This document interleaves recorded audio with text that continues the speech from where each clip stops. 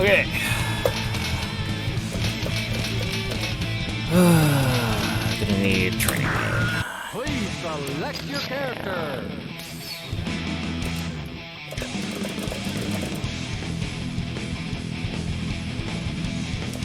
Probably just start off with Soul versus Kai. It's gonna be the easiest to do all the explanations from.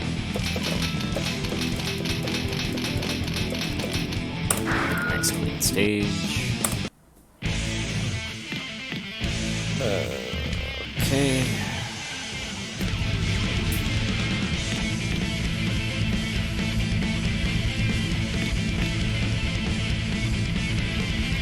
Set a timer. Okay.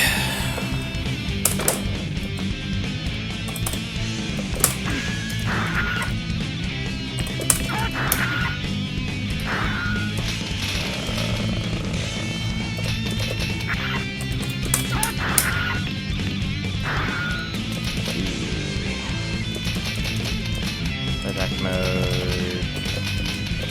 Flip instinct.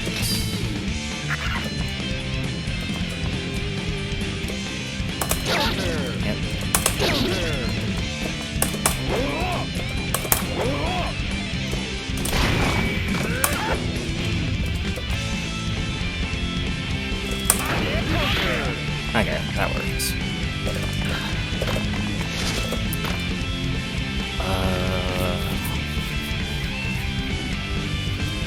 Was there something else for that particular normal? Oh yeah, that's right. I guess not. Oh, there we go. Yeah, I guess you have to stuff that one. So maybe that's not the greatest example. I can show that off with that at least.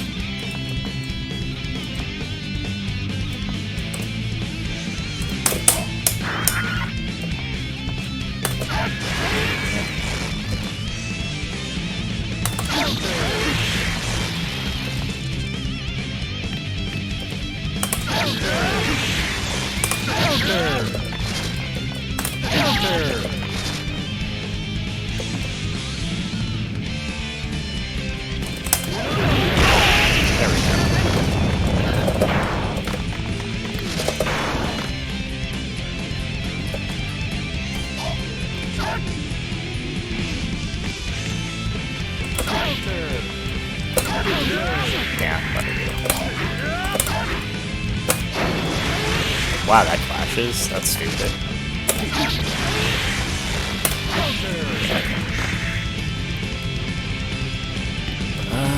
Then I guess... do that.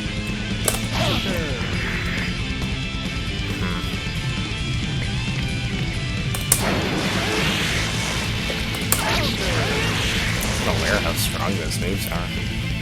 They just strength it? They have to be, right? It's kind of normals.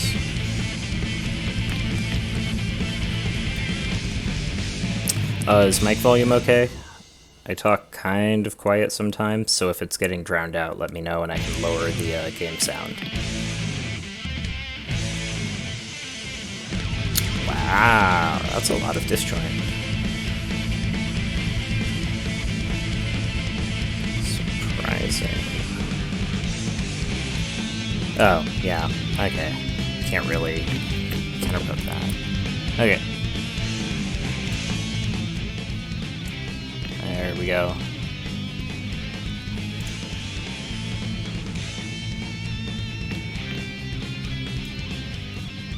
I also reduced my bitrate, so we should, quote unquote, be good as far as weird slowdowns like yesterday.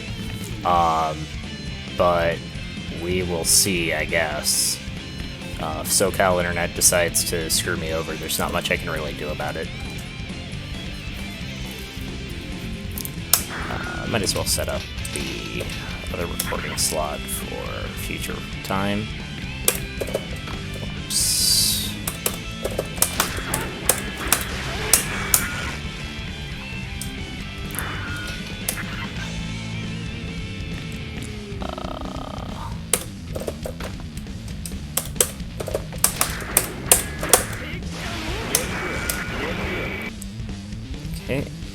then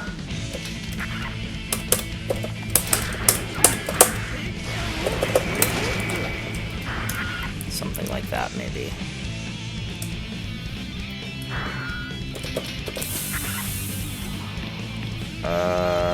Three-ish more minutes, and then we'll start.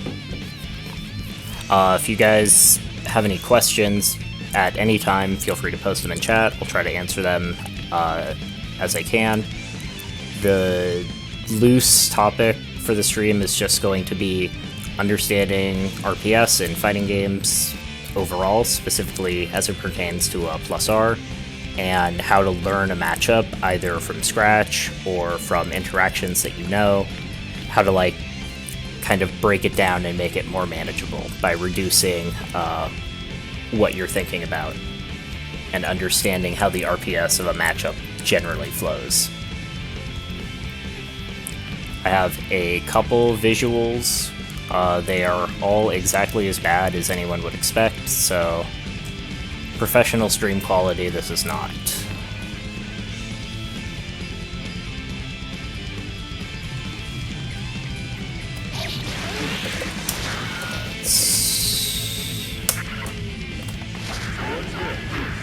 Alright, that was that one.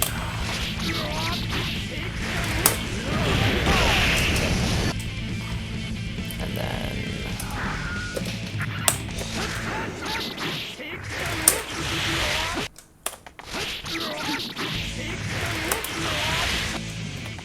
get a reversal. I almost never stream. If someone has a specific question, I can stream and answer if I think it's going to be more useful.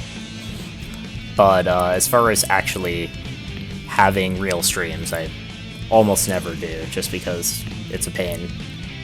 Every so often, I will upload videos to my channel, either on topics I think are important, or on matches that I play, if that helps. Or if you ask for something in particular, I'll try to do something. It's just going to be easier to have Kai as the player and Soul as the dummy for that example. Ah well. Okay, let's start. So, I guess the first most important thing in defining, or in explaining rock, paper, scissors of fighting games is to explain exactly what is meant by rock, paper, scissors. Rock, paper, scissors is a loose term for essentially having to guess, would be the way that I would phrase it. It is having options and your opponent having options, and the interplay and counterplay between those options.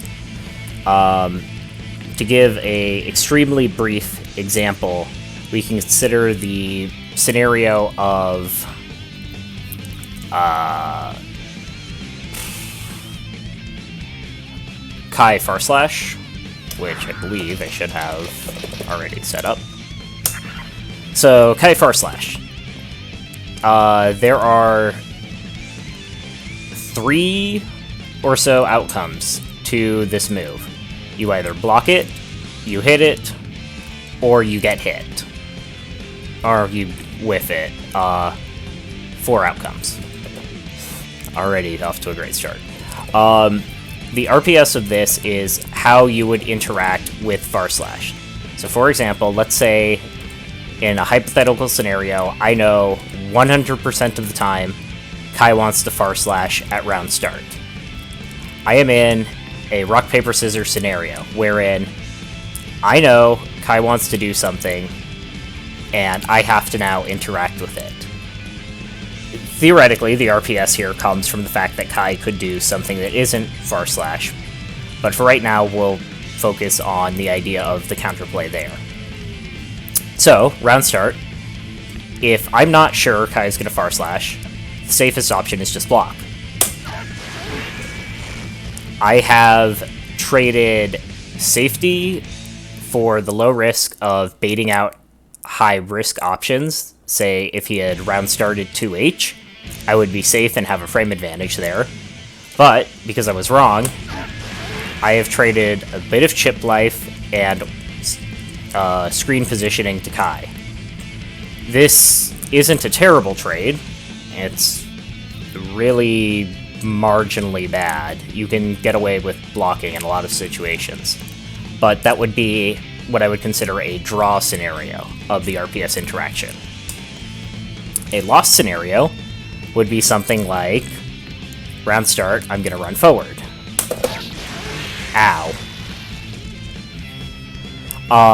If I incorrectly guessed that he was going to say back up, or air dash back stun edge, or 2P try and catch far S, this would have been an incorrect RPS guess. And finally, a correct RPS guess.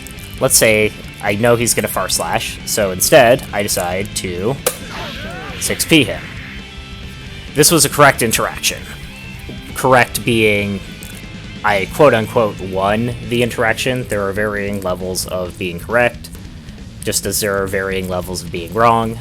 As I mentioned, blocking is significantly less bad than getting hit.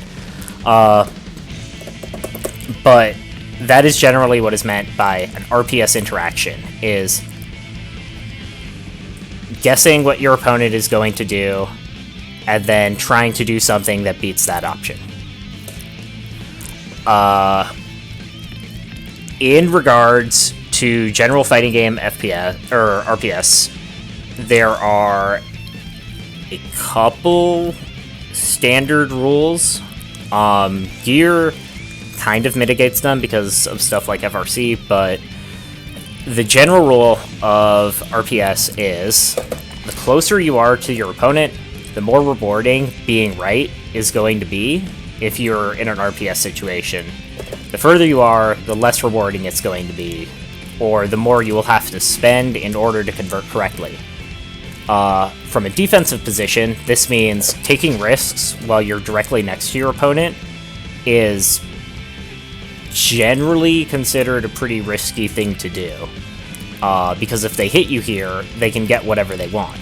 Whereas if you're far away, taking risks is not as bad, because if you get hit out here, it's very limited what they can actually do. To show this off as an example, let's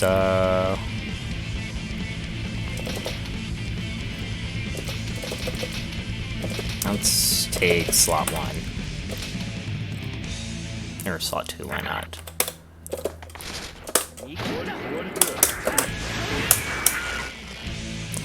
So Kai runs up to me and makes me block 3H. Oops, I am playbacking the wrong slot. Kai runs up to me, makes me block 3H. Right here, Kai is plus. He has forced me into an RPS situation. I now need to guess, what is he going to do after this? If I take an action immediately here, say I mash something. Whoops. If my dummy was set up right, that 2K could hit me and I get comboed. You know, if the dummy was set up right. This is contrasted to, I'm just gonna block it out and then jump. If Kai had gone for something like, I don't even know what would catch jump there. Stun Dipper, probably? If Kai had gone for Stun Dipper there, the absolute worst case scenario is I get tagged by 2 hits of Stun Dipper and knocked down. Versus taking a full combo. That is generally how you can gauge how much risk-reward are in your interactions, or it's a shorthand for it anyway. The closer you are, the riskier things are. The further away you are, the less risky they are. As I mentioned, Guilty Gear has a couple of ways that it does not obey this rule. For example, Soul 5H allows him to get conversions from basically anywhere in that range via Grand Viper or via IAD conversions if it's an air hit. But for the most part, generally, you are safer if you're further away, it's riskier if you're close up.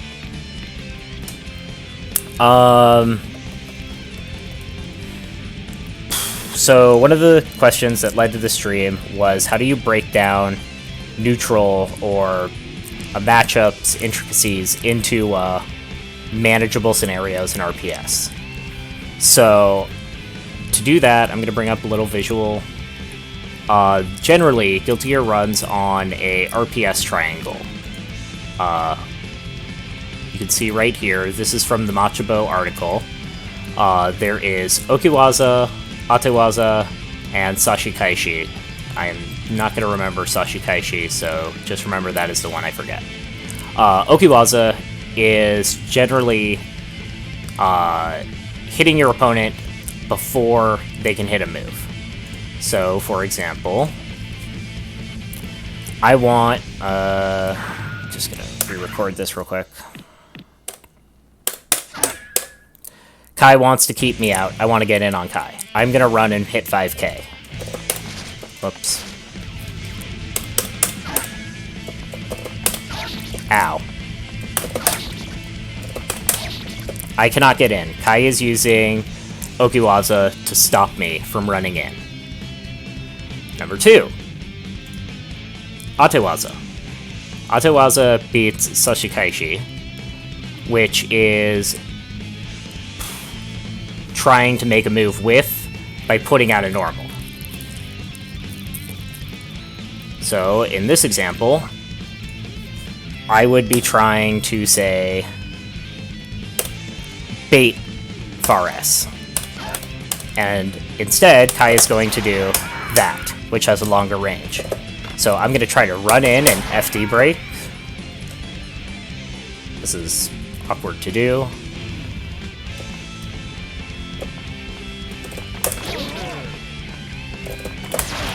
And I got hit instead. So you can see that's 2 so far, and the last one...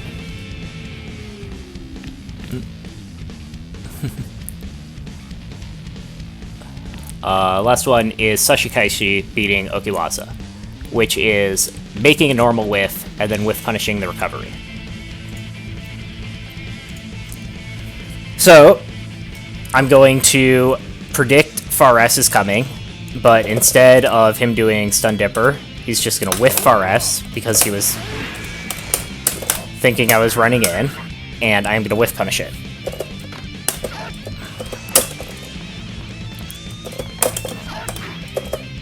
Again, a bit hard to do. I'll just do the cheater way for this because I'm going to introduce it anyway. Actually, no.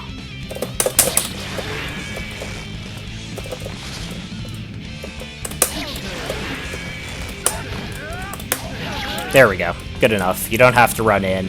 It's just basic whiff punishing. So, the triangle is... Kai can poke at you to stop you from running in. You can FD break to make his pokes whiff and whiff punish him. Or Kai can put out a normal preemptively, in which case you running in gets over that normal. There is a fourth to gear that I consider very, very important.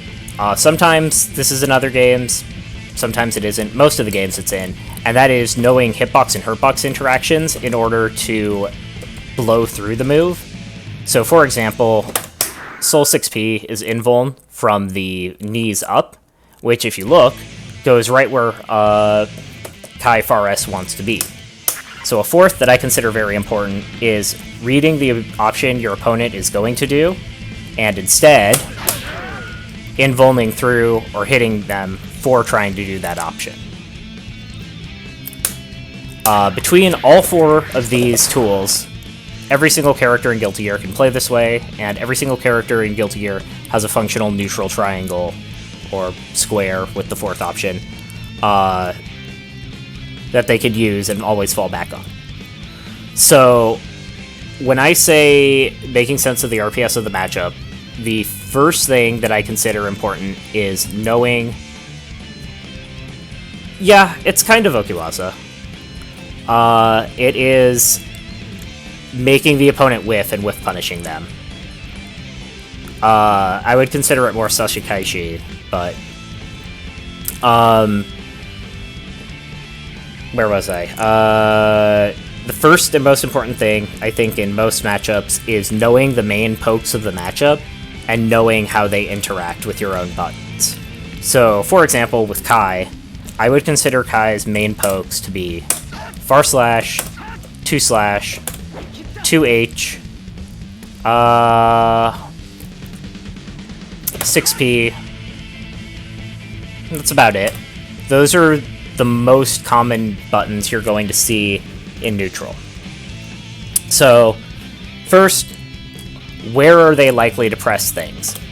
Kai, around, like, yay range, isn't very likely to be pressing 6P.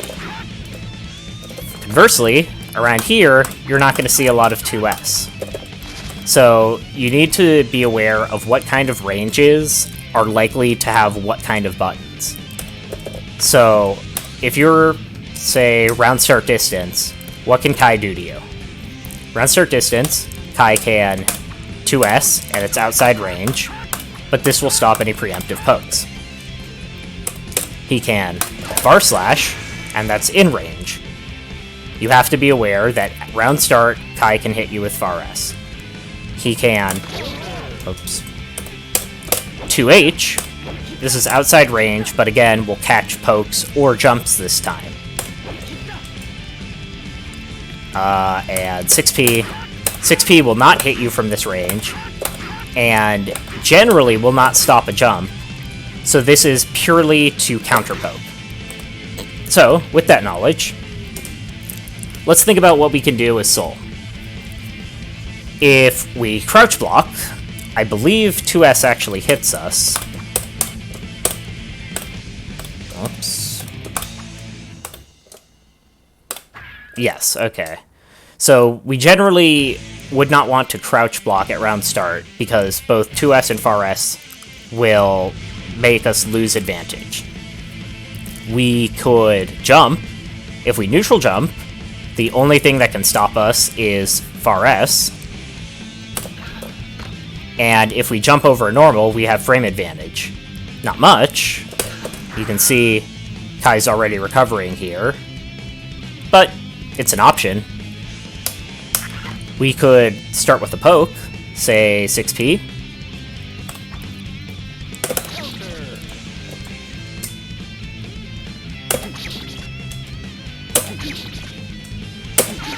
One day.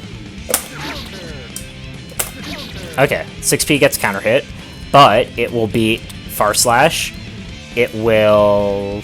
I don't know. Will it beat 2H? Let's find out. Yes, it will beat 2H.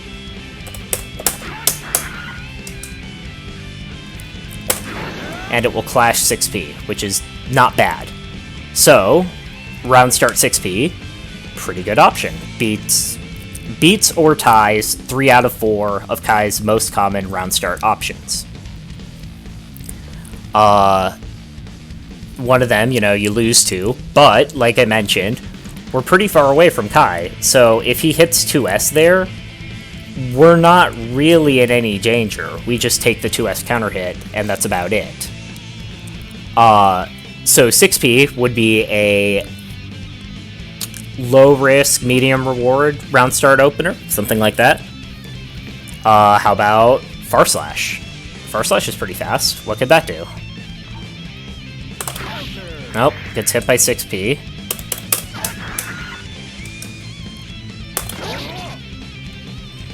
It trades into far slash.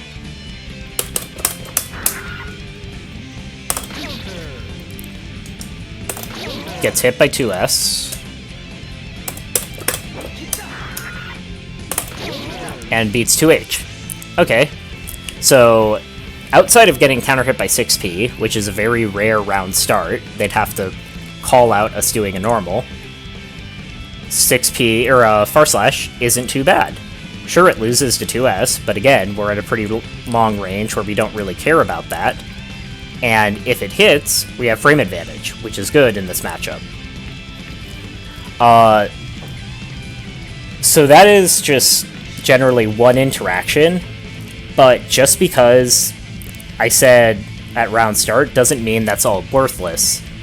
Anytime you're at that round start spacing, those are the kinds of things Kai is going to want to do. So if you can recognize, like, around this kind of space between you and your opponent, you already know what Kai's most likely options are, and you should already know, or you can lab out, what your answers to all of them are and how they interact. Now granted, you're never going to be able to constantly think of every single answer and all the upsides and downsides. That's kind of something you internalize, and as you play more and more against your opponent, you will know kind of what options he likes to favor, and what options you can do that interact with them, and kind of reduce the possibility space. But that is a generic way to reduce a situation down to a manageable scope. So we can give another example of this. Let's say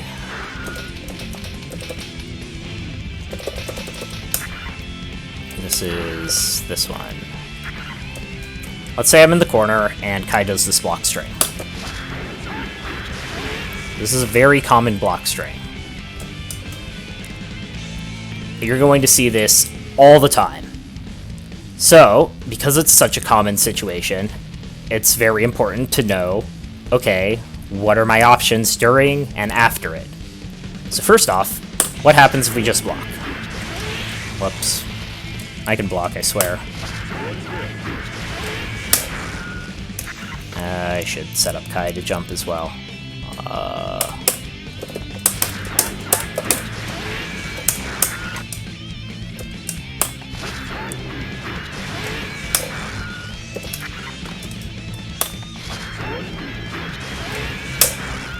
We are minus in this situation.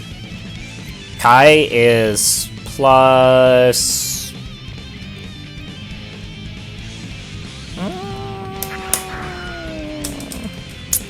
maybe a couple frames.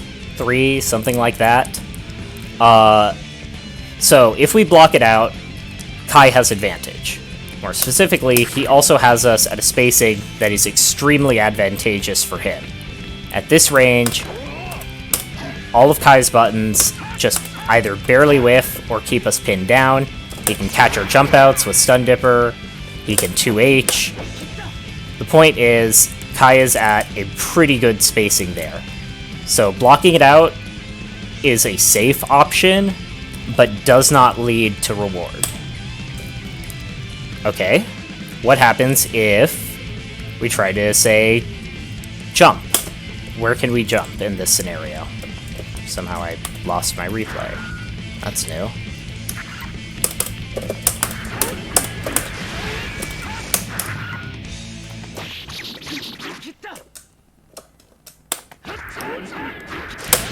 Okay, we could jump the stun edge. That's something.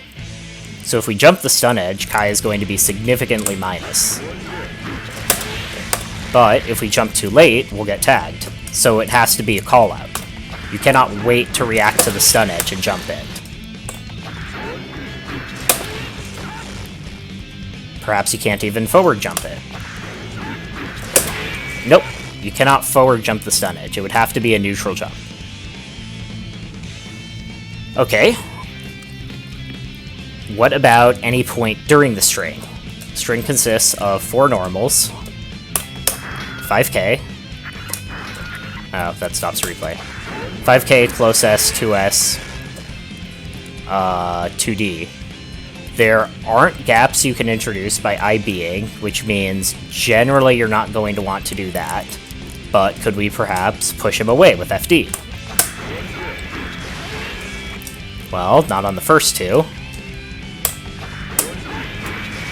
Not on the last 2. There we go. If we FD close S and the 2S, the 2D will whiff, which means Kai has now just buffered a stun edge into nothing, and we can punish that. This is a bit tough, because you'll need the opponent to not react to 3 blocks of FD, but generally, people don't react to FD or IB anyway, so... Whoops, I swear I could input buttons. And we're out. You could also whiff punish the 2D, because he's whiffing that normal straight there. I'm willing to bet that 2S. Oh, nope, just stubby. Okay, well, that's another option we have. So we've managed to turn blocking into a low-risk, medium-reward situation, if you're willing to spend the meter to FD. What about hard callouts on the stun edge? We know that's the weak link of the chain, so... Missed it. Hey, we can Grand Viper underneath it. If we do this, Kai will get hit. However, if Kai didn't stun edge there, we just committed suicide. So that is a high-risk, high-reward situation. You can do it. It's always an option on the table, but you have to either have the resources to bail you out, say RC, or you have to be willing to take the punishment if you're wrong. Which, in those scenarios, can be anything from just eating another 2S to having it blocked and taking an entire Lightning Sphere combo. So, generally, that is how I break down the RPS of given scenarios. I see what are the most common scenarios in a matchup, what can I do in them, what kind of moves are my opponents using, and then I will chunk out options in terms of, like, this is low risk, low reward, this is low risk, medium reward, this is high risk, medium reward, and I will build a web of options that I can just refer to. A lot of times when you're starting out and you're building out that idea of this is what I can do in this given scenario, it's really hard. It feels overwhelming, but the more you use it and the more you think about it, the easier it will get. But once you have that kind of web of options, you start to see where there's possibilities for interaction. The more spots you know of, where you already know what kind of interactions work, the more you can start to think about that kind of thing. And the more often you do it, and the more natural it becomes, the more you can free your mind up to, instead of constantly looking for one or two things, you can start watching your opponent and seeing what their patterns are, and then just know that the thing is coming. It's kind of misleading. You're always technically looking for something. Like, even in this scenario, if I know if I'm committed to, like, I'm just gonna Grand Viper the first stun edge gap I see, I'm waiting and looking for Kai to start chaining to S normals or D normals or H normals, because from that point his possibilities are very limited. He can stop altogether, which, if I'm committing to a less risky option, is great for me because that means I get to start taking my turn. He can chain to something that will stop me trying to beat stun edge, like, say, Stun Dipper or Greed Sever, which, if he does, and I block it, that ends his turn. Or he can do Stun Edge, which I can call out. All of this is a kind of mind game between me and the opponent, but if I know his patterns, if I know generally at what kind of spacings and in what kind of situations he looks for stopping things that beat Stun Edge versus doing Stun Edge to beat me just blocking, I can have a more reliable time playing the RPS. I guess that's a pretty good place to take a break for a second. Are there any questions or anything that I'm kind of being vague on, or anything that people would want clarified?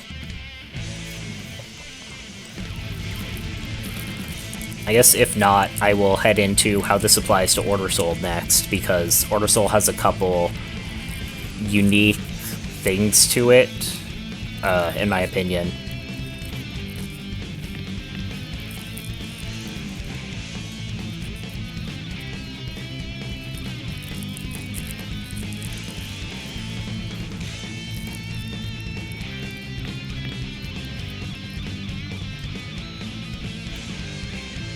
Okay.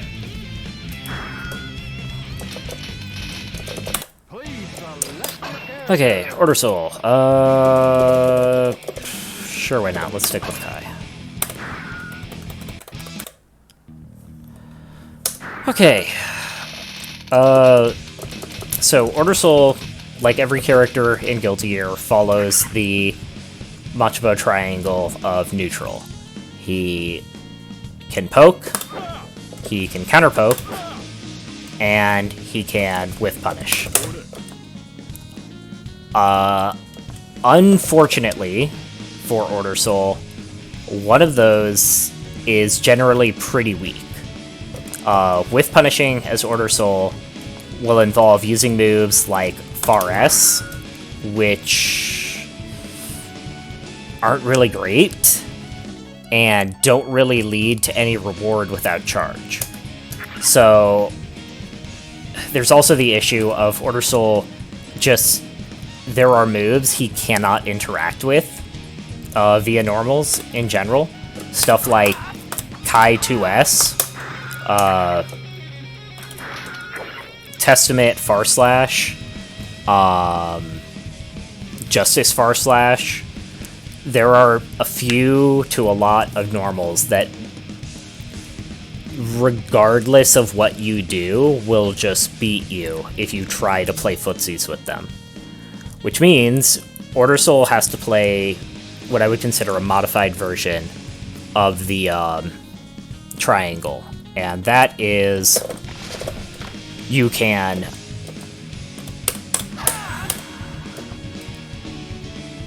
poke. Whoops, wrong thing.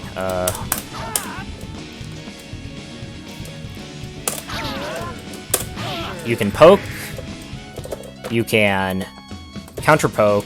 I'm not going to be able to whiff punish this. This was a terrible move to use. Kai has some issues. I'll just do 2H, actually. That's a good one. So you can poke moves before they come out. You can poke moves after they come out and whiff punish them. But kind of whiff punishing some moves or dealing with some moves, you have to, instead of traditional options, you have to jump. Order Soul kind of relies on this game of, instead of traditionally FD breaking into a punish, which you can do, a lot of moves, your 2S is just not far enough to go and punish, and you're not going to get anything else, so you need to rely on making them think you're coming in from the ground and hitting them in the air. This is generally why Order Soul is kind of considered a KOF character. In KOF, there is a triangle, which I'll bring up on screen, of jab beats short hop, low attacks beat jabs, and hops beat low attacks. The first one is kind of applicable to what we're going to be talking about, but I will just put it in a brief perspective real quick. So, Order Soul Kai Far Slash will stop you trying to 2S him.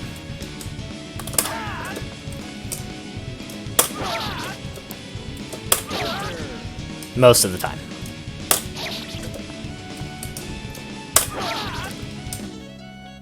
Kai Far S will lose to you jumping over it. Kai... I should have just done 2S. That's a much better example. Somehow I keep losing my playback spot. I'm just gonna not record it because it's easier to keep it verbal so I can keep my mental focus. Basically, think of the low attack as Kai 2S, and you get the basic idea. Kai could, like, 6p to stop you from jumping at him, but then you can beat his 6p with 2S. In exchange, Kai can do 2S, but then you can just jump over and 6p him. This is kind of the basics of Order Soul Neutral, is you can whiff punish. You can play the Machobo Triangle just fine. Well, pretty competently. It's kind of hard to play when you have bad whiff punishing. But in general, you're going to be forcing RPS interactions between, is Order Soul coming from the air, or is Order Soul coming from the ground? And most of the time, people will not be able to defend both options at once. When they can, that's when you have to play the normal triangle. For example, Kai 2H will stop both of your moves.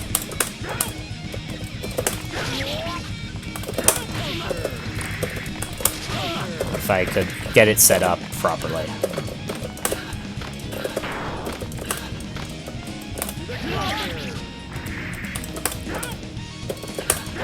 Kai 2H will stop you jumping, and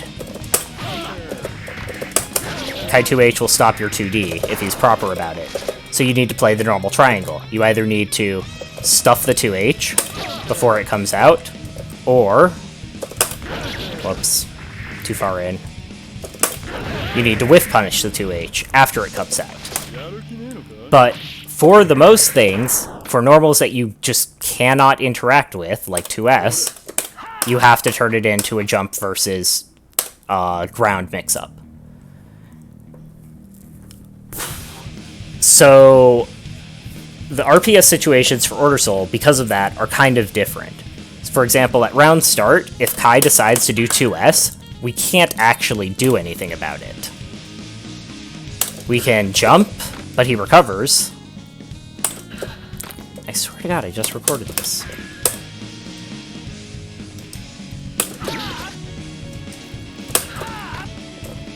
We could JH him there, maybe, if we just, like, immediately hold up. But every other option is going to lose there.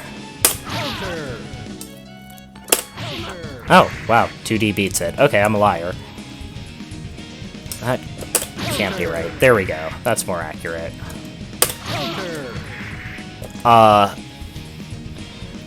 Basically, on the RPS side of things, Order Soul is generally more stunted the further away than from his opponent than his opponent is the further away he is from you.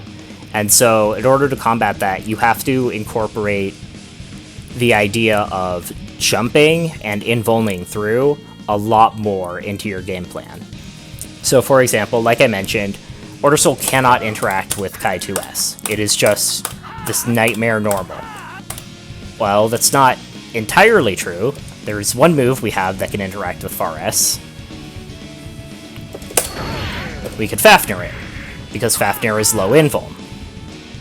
These are the kinds of situations you're going to find yourself in as Order Soul a lot more, where you have to kind of take these risks. But as far as figuring out the RPS of a matchup, the like actual nitty-gritty, a lot of it is mostly just the same. If we are in the corner situation, and say Kai does...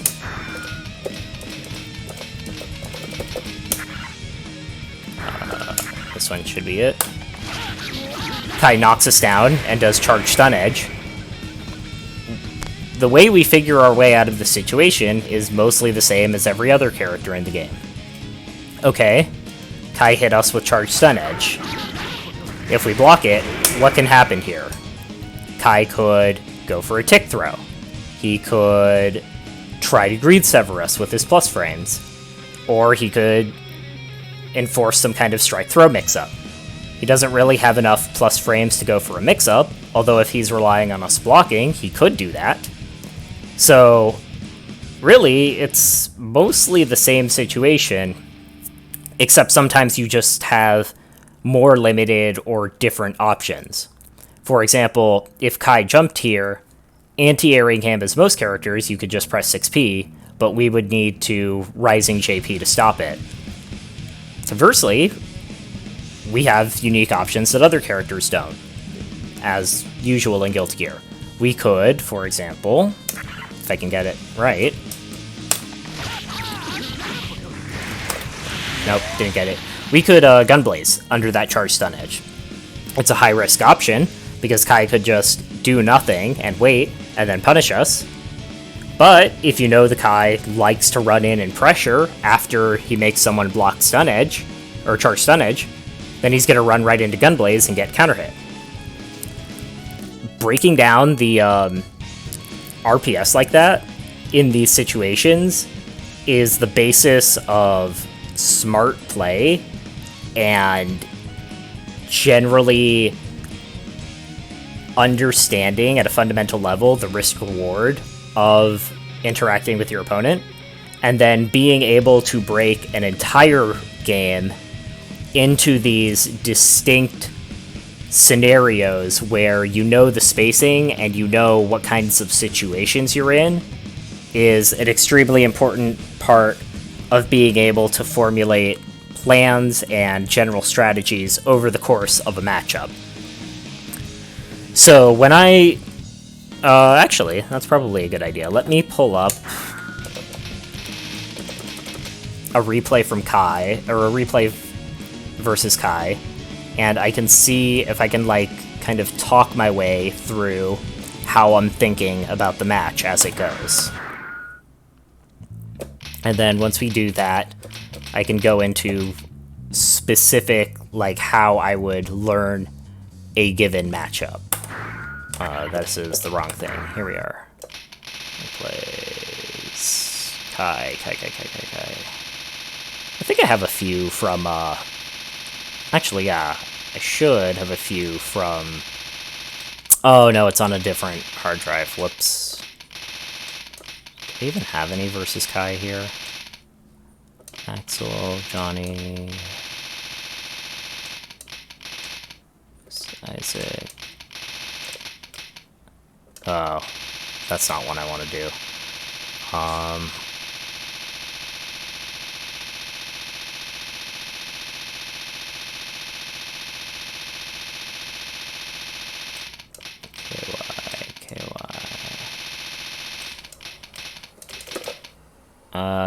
Here we go. These should be fine. That's Order Soul, that's Order Soul. I swear, did you not play Kai at all this set versus me? That's disappointing. Huh, okay. We're probably trying to... is it doable to figure out your option? So, yes, this is actually a very important thing that you're going to need to be able to do at some point in time. The issue is when you are learning on the fly in the matchup, your mind is dedicated to specifically that, and it's taking away from other things, such as focusing on your spacing, focusing on reading your opponent, focusing on how you are conditioning them on offense. So when you are learning on the fly in a matchup, you're already kind of in a bad situation because you really just don't want to be there in general. But, I mean, these are all casuals. It's all for fun, so who cares, to be completely honest. When you're learning on the fly like that, I would say the most important thing is to just focus on experimenting and having fun with the matchup instead of feeling like you need to win. Did I really not win a single game versus Yuyan Kai? That's kind of sad. Ah, well, I will just pull up one where I get beat the hell up then.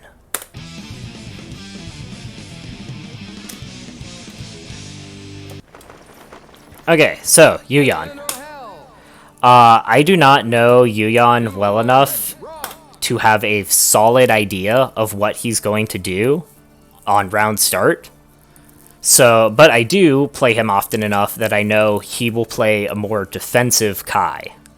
So, in this matchup, I'm looking to be the aggressor, and I am going to be mostly focused in these kinds of neutral situations at this spacing. At this spacing in particular, on either baiting out a normal through FD breaking, or forcing that air-ground RPS I was talking about. And I am going to be trying to constantly move in.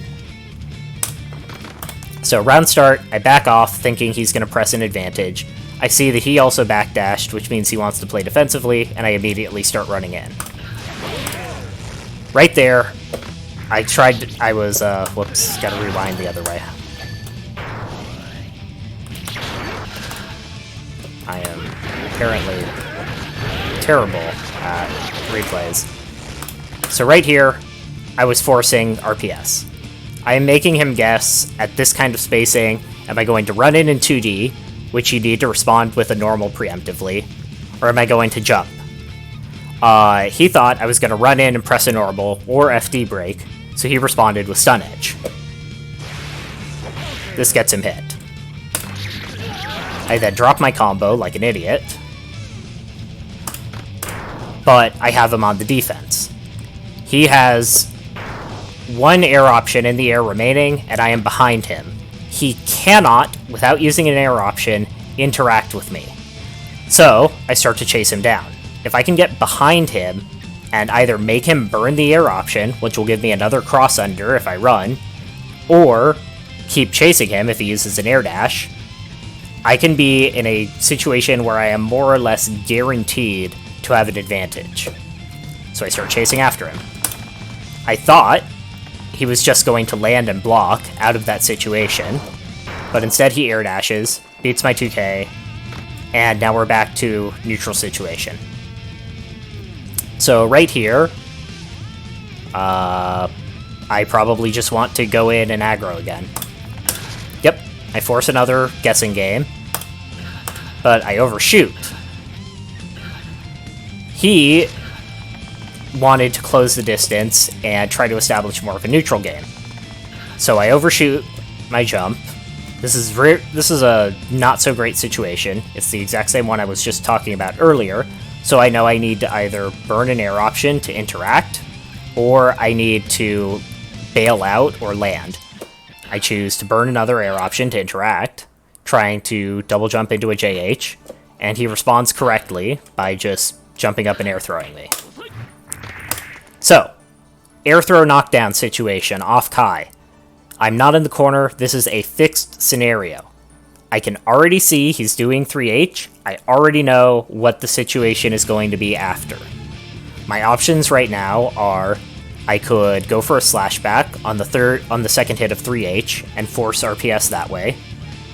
I could try to IB the second hit of 3H and DP if he's going to do a greedy follow-up.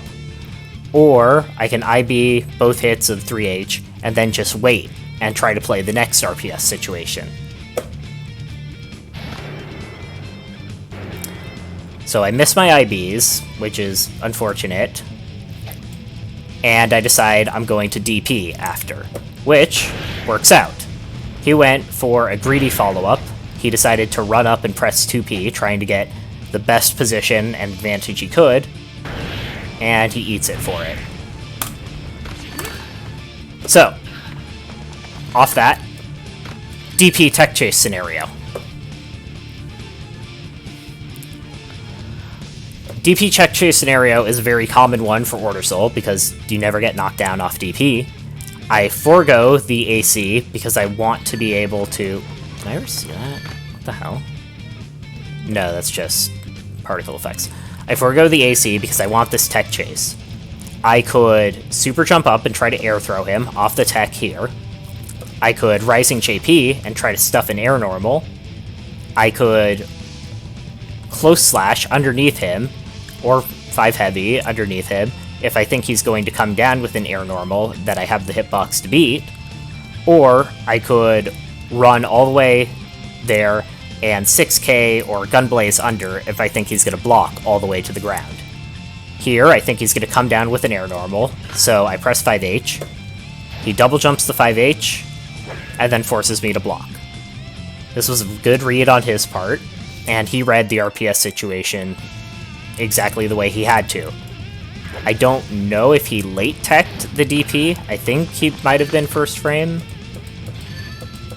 But he neutral teched to avoid a super jump air throw situation, and then double jump to avoid getting anti-aired. And he made the right read the second time and got the reward for it. Block 6p, 6h. Here's another common situation. I've just blocked 6h from Kai. Kai is plus, but he's at a funky distance, and his cancel options are pretty limited from here. I'm outside of 6p range, so I know Gatlings aren't really a risk, which means the two things I have to guess between right now are Stun Edge to keep me pinned down, or Stun Dipper to catch a jump or something that's trying to beat Stun Edge. Oh, I forgot he has to cancel to 2D. Okay, well. Right, H to D, duh. Okay, here's another common scenario. Kai just used 2D. He's out of Gatling options. All the stuff I just said remains, except I think 2D is also jump cancelable, so that's an extra risk. Okay, there it is, yeah. He does jump stun edge. I do 2D. I have no idea why. How many frames was between me seeing the jump cancel and this? 1, 2, 3, 4, 5, 6, 7, 8, 9, 10, 12, 13, 14, 15, 16. Okay, that was a 2D on reaction. So I 2D under the stun edge. This is a reaction, you can tell, because it takes me forever and a year to actually do it. And now we're back in neutral. I force another jump RPS. I successfully bait the 6p here. If I had jumped and just pressed JH, I would have gotten hit there. So now I'm at frame advantage. Come down with JS. I now have him in a forced RPS scenario. He is landing, he is recovering before I do, which means I can force an offensive situation here. 2S, and he backdashes the second 2S, and he's out. Far slash whiffs. I get extremely lucky, and I predict that in this scenario, instead of far slash, he was going to jump backwards. So I did dash and K because my reactions are god-awful, and empty jump because I didn't get the slash that I was buffering, and he throws me. Back there, why did he air block? So he air blocked back there because if you look, so if he blocks this JS on the ground, he's locked into block stun for God knows how long. It's not a great situation. But if you air block, and you can also see he's buffering air throw here, best case scenario, he's one frame earlier with that air throw, and he actually just air throws me here. But even without it, he's going to recover as soon as he lands, which is like 1, 2, 3, 4, 5-ish frames after I do. So that is a significantly better situation than blocking on the ground.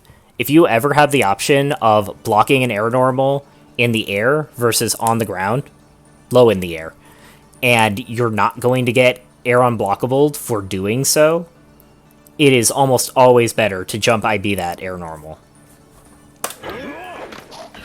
Anyway, I get thrown. This is another common situation.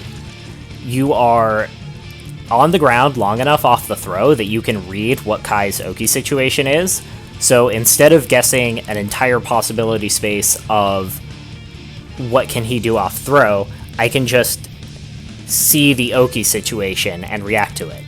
In this case, it's Air Stun Edge, Air Stun HD, which means I can't really do anything.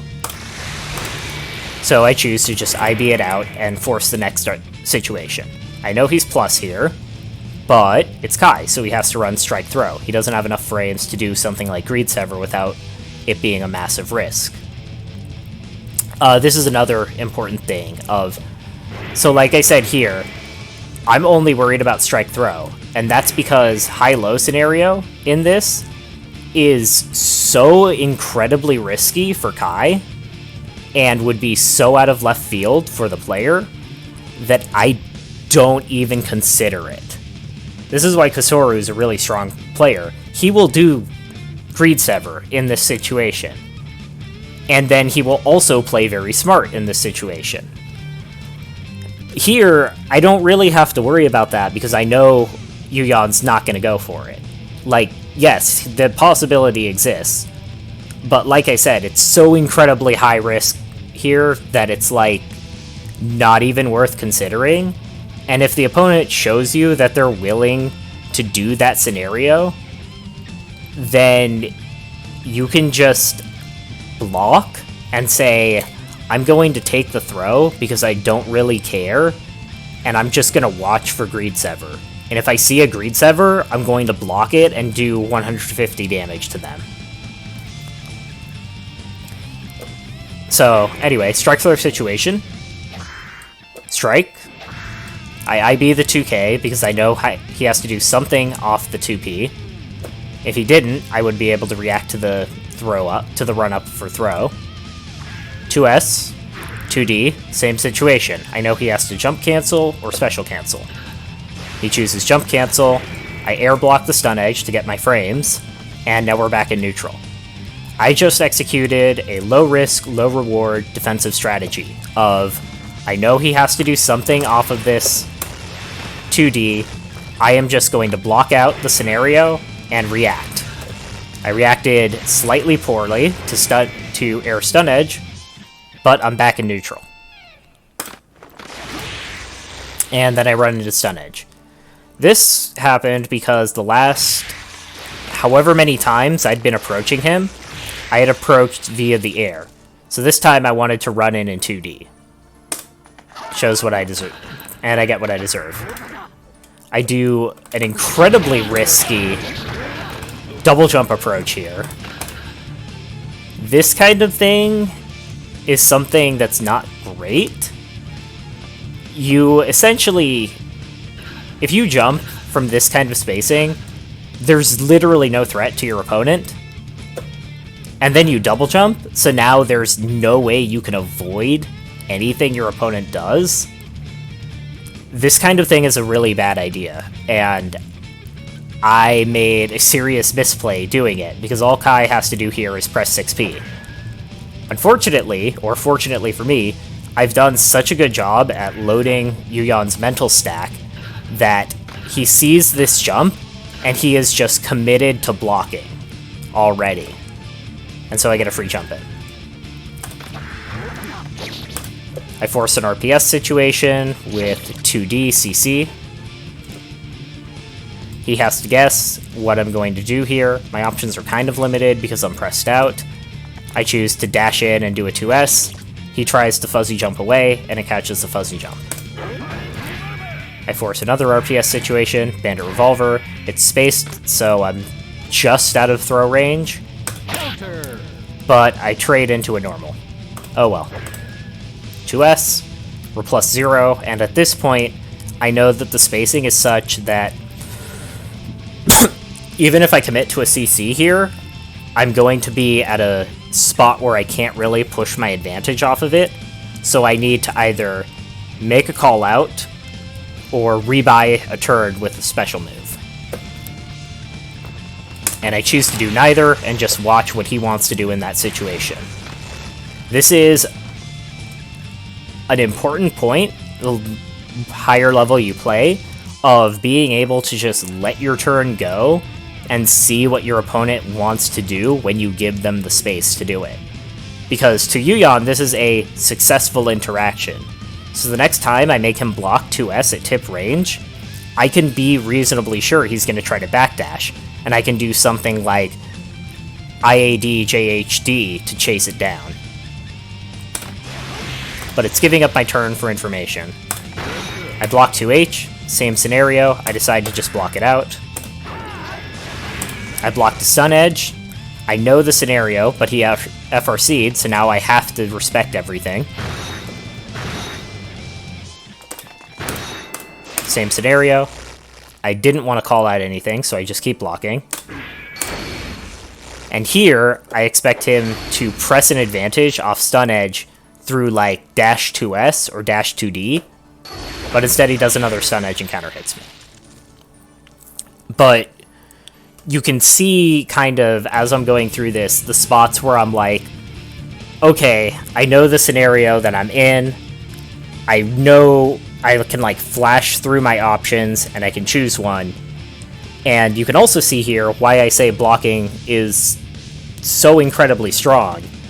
There's so many scenarios where Yuyan is doing things to specifically catch mashing, to specifically catch jumping, and by just blocking it out, I get in a situation of, we're far enough away, I have reset neutral here, and losing neutral has considerably worse downsides for Kai than it does for Order Soul. If I lose neutral, I lose 15-20% of my health if I get comboed into a knockdown. If Kai loses neutral against Order Soul, he can just legitimately lose the entire round from it. He catches my jump, forces me into another guessing scenario. There, I called out the Stun Edge, but I was too close, or I jumped too late because I FD'd to normal. And as a result, I didn't FD block in the air as well, so now I'm forced into an air unblockable situation. I burst to get out of it. I decide I want some charge. Charge is essentially giving you better tools and better risk reward. The more charge you have, the stronger the RPS becomes in Order Soul's favor. It's still mostly the same RPS. You're not fundamentally changing the situation. What you're fundamentally changing is the risk reward that goes along with it for the opponent. So the opponent is much more likely to play conservatively or to do things that will catch mashing or kind of aggressive moves because of the threat of that charge bar. I block out the situation, get anti-aired. This is another very common situation. From here, they can either do cross-up Greed Sever, Ein Prison, or the setup that he's going for right now, which is the weird JS float. Oh, he didn't even go for it. He just screwed up his own Oki. But anyway, I decide to block it out because I don't particularly want to deal with a guessing game. He gets an empty low on me into another RPS situation.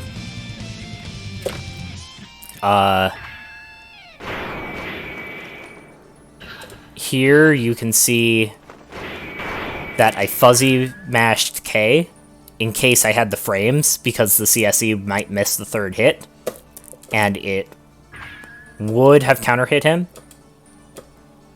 but I was in block stun, so it's literally a no-risk OS. I block the 2P into another defensive situation, and eventually just get grinded out. So, that round, I play... So, if it kind of makes sense, what I was talking about with the RPS, in that round, I played a very safe, very defensive defense, and then I tried to force high-low guessing on offense.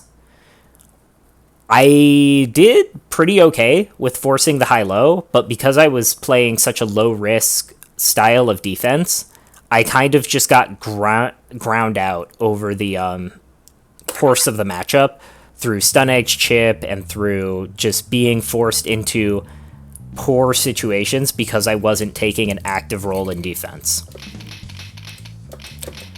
And that is kind of the other part to the RPS of the match, is once the round or match is over, you think about, okay, what kind of options did I take?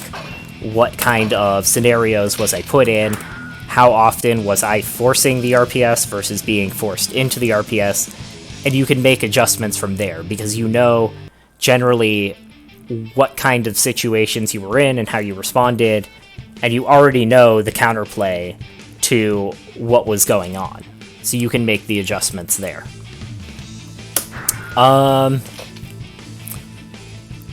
Okay, that's another good point to break. Is there any questions? Anything anyone wants clarified, or any concerns? Anything like that?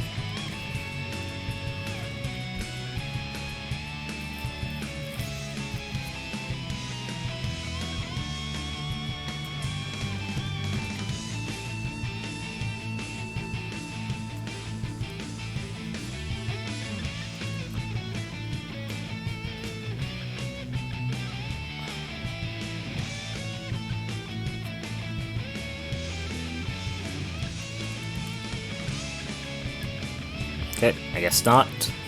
So I'll move into how I would generally learn a new matchup.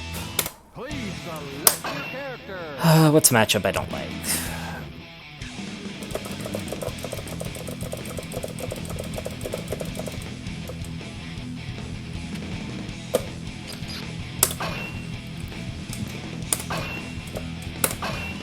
Let's learn Testament. Okay. Testament main pokes. Far Slash, 5H, 2S.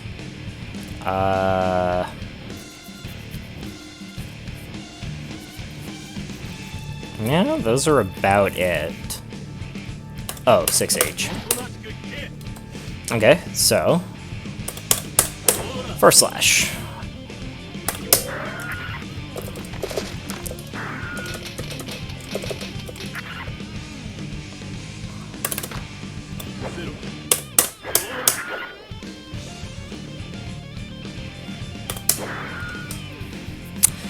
Far Slash has a pretty good hitbox. Checking on Dust Loop, it's basically completely disjointed, so I'm not going to be able to really whiff punish this, and I'm not going to really be able to go under it. None of my moves are going to reach. So Far Slash is a situation like Kai 2S, where I'm either going to have to jump it or stuff it. Let's test.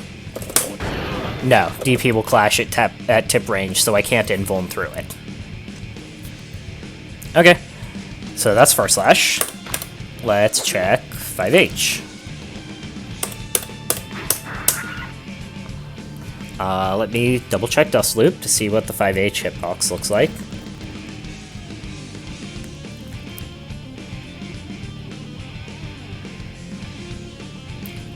There we are, Testament.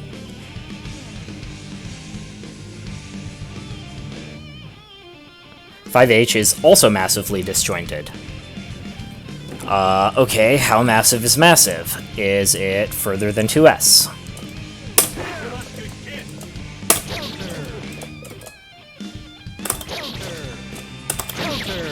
Well, it will trade, so it's at least as far.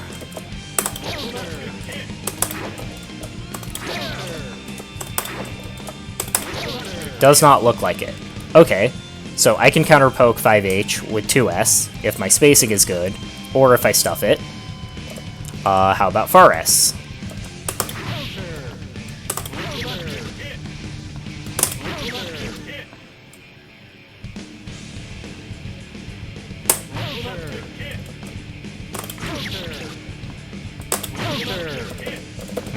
Does not look like it. I can stuff.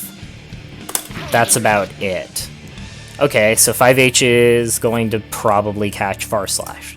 So in neutral, far slash is probably not a button that I'm going to want to be pressing much unless I'm at frame advantage. Okay.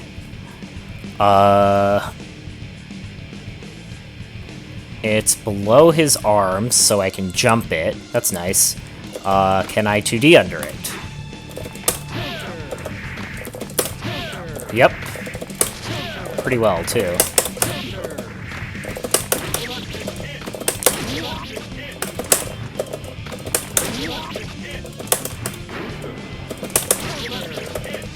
Not during startup, though.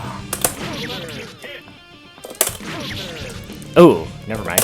That will catch. Okay, so it will hit all the way down to my 2D, which means if I want to poke at him with that, and he's pressing that, I'm going to have to be pretty careful about it.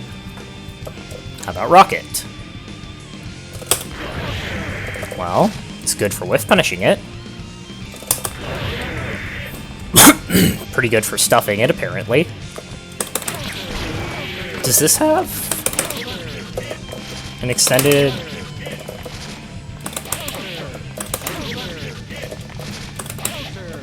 It does. This has an extended hurt box. Okay, that's good to know. So 5H has a very good hitbox, but he extends his hurt box during it, which means checking with 5P or 5K is a good way to deter that button.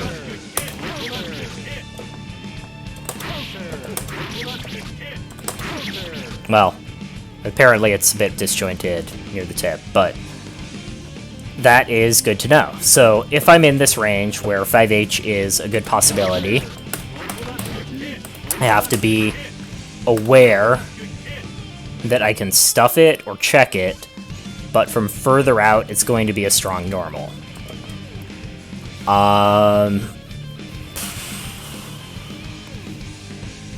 Most of the time I see Testament press 5H is normally in block strings, but I also see Shamisen do like this just in neutral to deter pokes into it.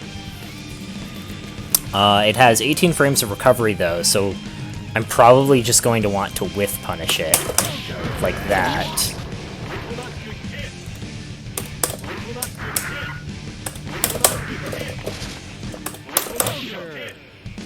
So I'll have to whiff punish that. I'll have to preempt far slash.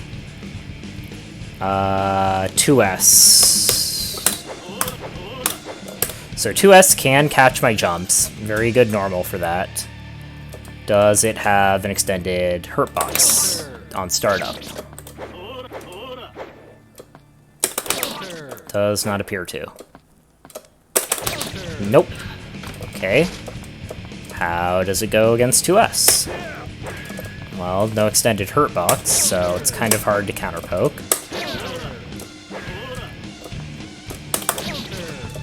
It's got pretty good range. And it likes to eat my 2S a lot. Okay, so poking against 2S, not super good. Can I Fafnir through it? Possibly. Was that correct? I'm gonna have to do it at the same time. Okay, it will trade into me, but I can hit it. But unfortunately that means... Yeah. Okay, so the anti-air hitbox will stuff Fafnir. But whiff punish or stuff is still pretty good. So it looks like a lot of times in the mid-range versus Testament, I'm either going to want to be actually outside the range and then FD break and whiff punish something, or I'm going to want to stay within this range and not push myself out to far S distance when I fight him. Okay, so now I know generally what kind of spacings I want to maintain in the matchup. I want here and I want here. Next up, is it safe to jump in this matchup a lot? Well, 2S is a pretty good anti-air, but it's not the end-all be-all. I can still jump over and dome him, and there are still scenarios where it won't anti-air me. Okay, so I can jump that. How about his 6P? Well, that's not good. It just makes my 6H whiff. Okay, can get it. So 6P would have to be started... Whoops. Pretty late in order to beat JH. How about JS?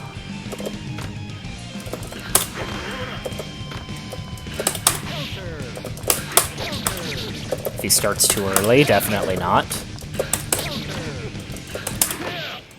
But if he starts around the same time... Okay, so 6P will make my anti-airs whiff, but will not combo me. That's an important thing. So far, it looks like Testament is a bit weak in the air game. Unfortunately, Testament also has this, which is very good. It's going to catch a lot of jumps preemptively from the space that I want to be jumping, which means my jumps are either going to have to be from further out, which is a big risk, or they're going to be re-jumps in pressure. Jumping in on him as a way to get in, maybe not a great idea. He also has this, which is another great reason to never jump.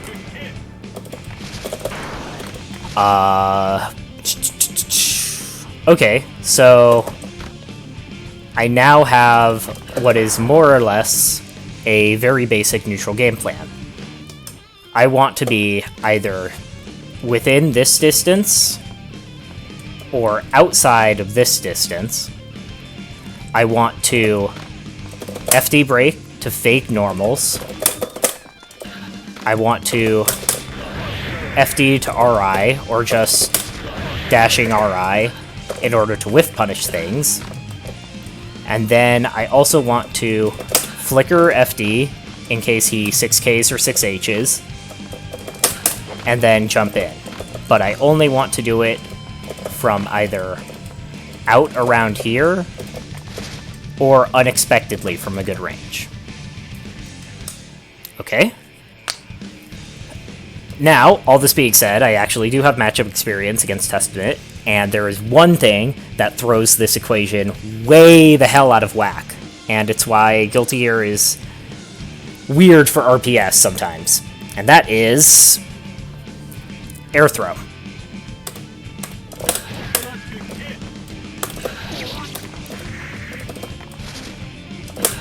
Oops.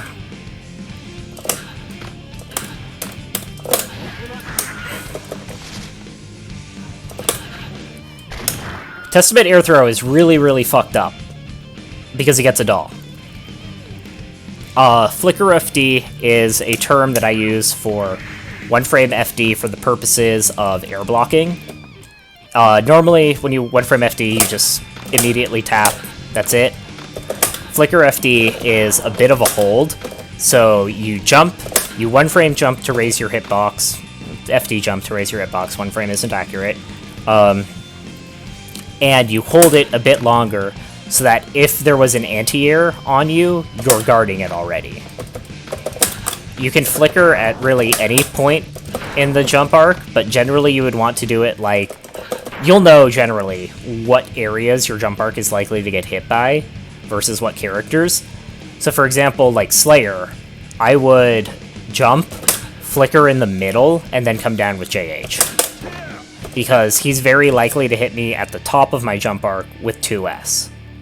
Against Testament, I'm mostly just concerned about the very starts of the jumps getting catched with like 6K and 6H.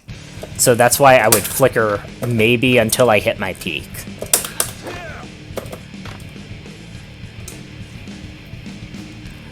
Anyway, Testament air throw throws jumping as a risk-reward strategy for approaching Testament kind of out the window. It's still a very important thing, and it's still one of the better ways to approach Testament in the matchup, according to what we've labbed.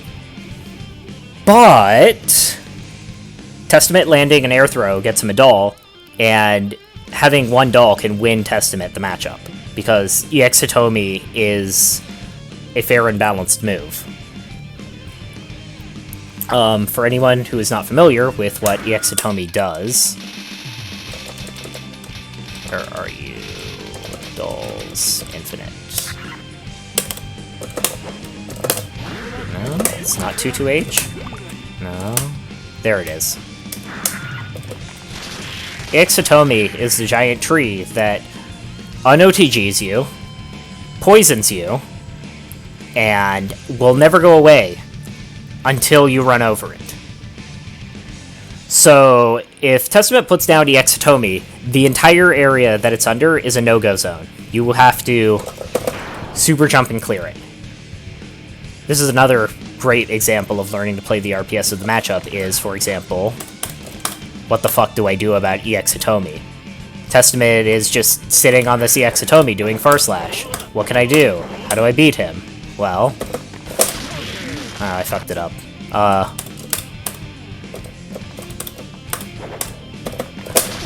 You can throw him out of that. I'm just bad at it. You can run up and throw Testament off there. You could...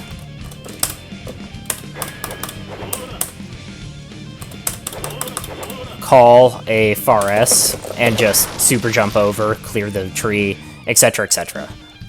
Again, more rock, paper, scissors scenarios. You know what the situation is, Testament knows what the situation is, and you know your options.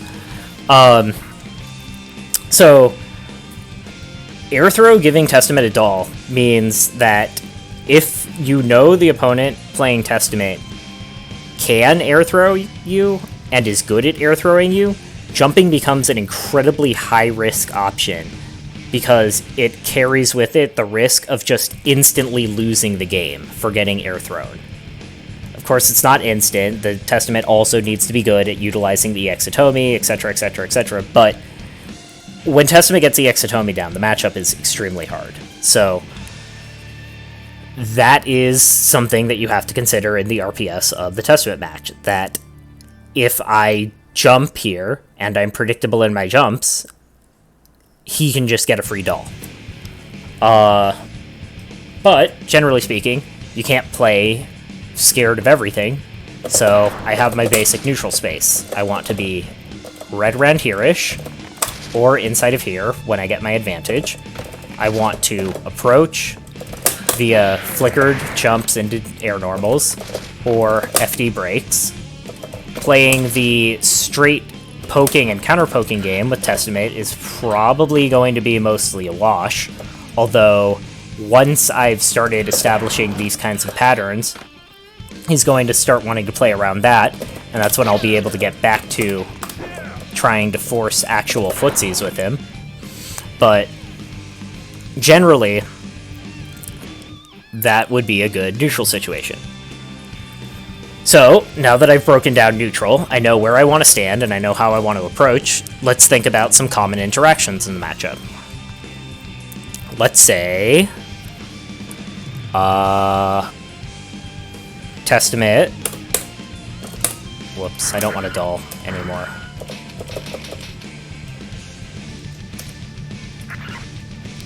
Let's say Testament puts down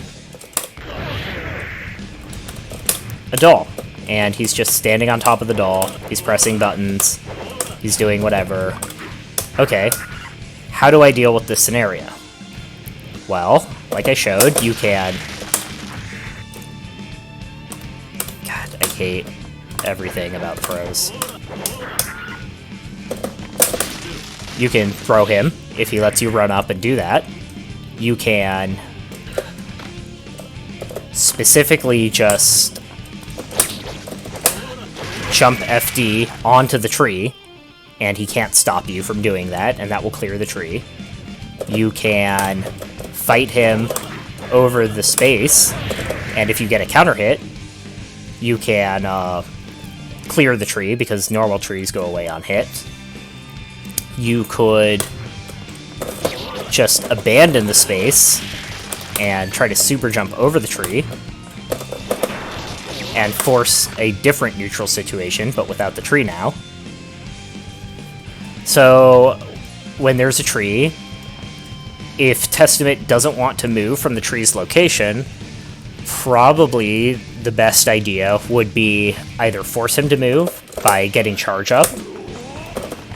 If he responds with beasts, then you can force a guessing game of just pump faking charge into running at him and catching the beast recovery. You could try to directly fight him over the tree and try to like clear it out by getting a hit on him. You could play the footsies game and try to whiff punish one of his normals. Or you could try to just throw him off the tree spot. Okay, how about... nope, that's Phantom Soul. There we go. How about Net? Everyone loves Net. This move is great. Well, Nets can clear if you can hit them with a hitbox before they hit you with their hitbox. The good news is their hurtbox is on the outside of their hitbox. Nets will also go away after 10 seconds, but importantly, will not go away when Testament is hit, as you can see. So, when Testament has a net out, it's important to know how they interact with things. 5k will clear it. 5p will clear it. First Slash will clear it, but only at some distances. 5h, same deal. If you stand up into the net, you have to block. And since they don't go away on hit, if you hit Testament under a net, you have to be prepared to get out from underneath it. Or take the block stun, one of the two. Since nets are always active, you cannot run and throw Testament underneath them, because you need to stand up for at least one frame. Rocket can hit Testament, but the net doesn't go away, and more importantly,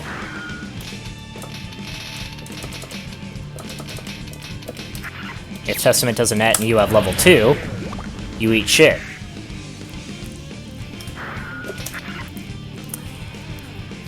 So, okay, how do I want to clear a net? If Testament is on a net and just chilling out underneath it, I need to either drag him out from the spot, like I did with the tree. I can't wait it out because the time limit on it is so absurdly long. And I don't generally want to fight underneath it. So probably the go-to option for dealing with net would be to break it. I can 5k, I can 5p, but both of those are within range of Testament's buttons to kind of stop me from doing that. He can poke away at me. What I've found is the most consistent way to break the net, well now, is to JP the net. JS can work. JH will absolutely never work because you have the hurt box on the tip of your fist. Wow, I'm a liar. There we go. So generally, if Testament is just chilling out under a net, running in with JP would be a good idea. Okay. What about if Testament has a net and a tree? Spooky stuff. Now, if I try to get in and I don't hit him, the tree hits me. If I try to get in some way around the tree, he can cover it with net. If I'm trying to, like, poke around him or play footsies in those kinds of scenarios. Tree and net Testament, generally, the RPS is very skewed in Testament's favor.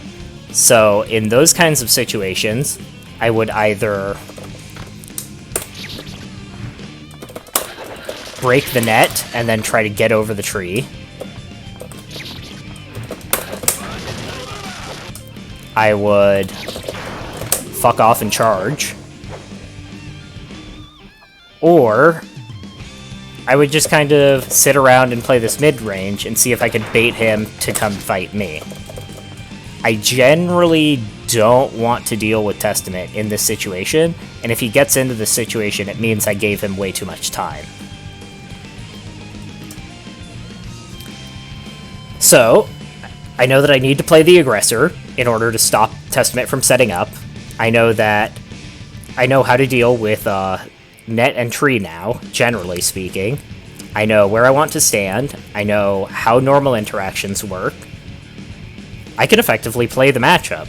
I've dealt with the majority of his strong tools. You could argue EXE Beast, but that's just dealing with Oki, which really the answer to that is see what Oki patterns they do, and then go into replay and figure out what works. I could give answers to it, but that isn't the point of this stream.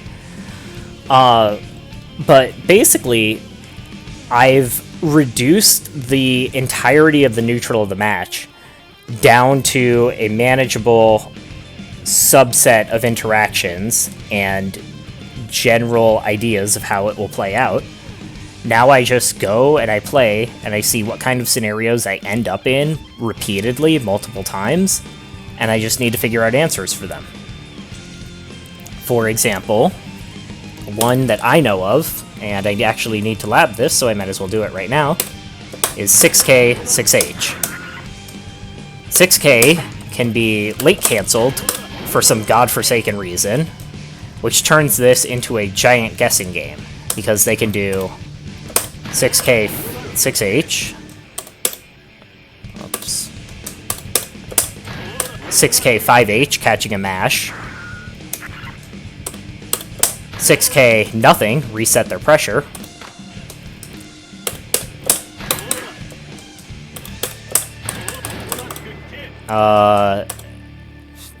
Believe if they're close enough, they can even get 6K,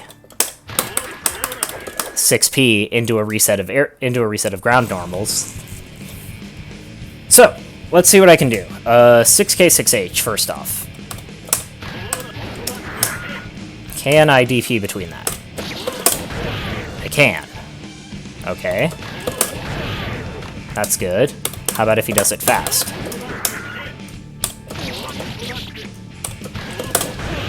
Can still DP. Okay, can I do anything less risky than DP? 5K trades. How about an IB?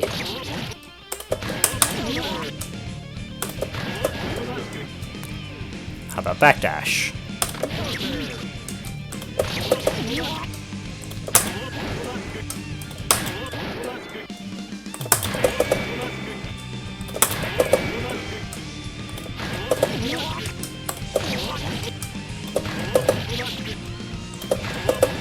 Okay, I can backdash it. It's tight, but I can do it. If I backdash it, what happens if he delays? I get hit. Okay, so this is a true guessing scenario for that. So DP is still looking like the most reliable. Maybe there's weird hitbox interactions I could do with 6H. What happens if I 5H? Whoops, wrong character.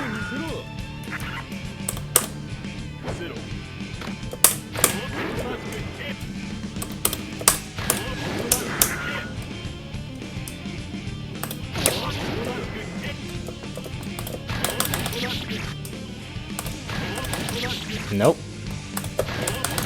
Oh, there we go. I got it. So 5H moves Order Soul's Hurtbox forward, and 6H moves Testament's Hurtbox forward, which means 5H would phase through here. But it seems to be a pretty tight timing that I need to IB to get in the first place, so probably not worth it. Okay, what about... Nope. Can trade with 2S, which means 5K might actually be able to beat it cleanly. Yep. Does that work on a delay? Oops.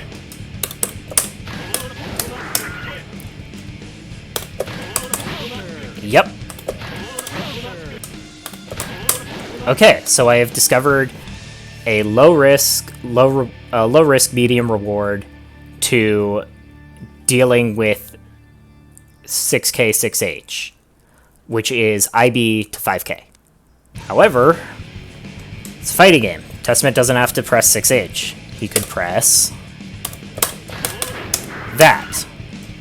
What happens if I have 5K there?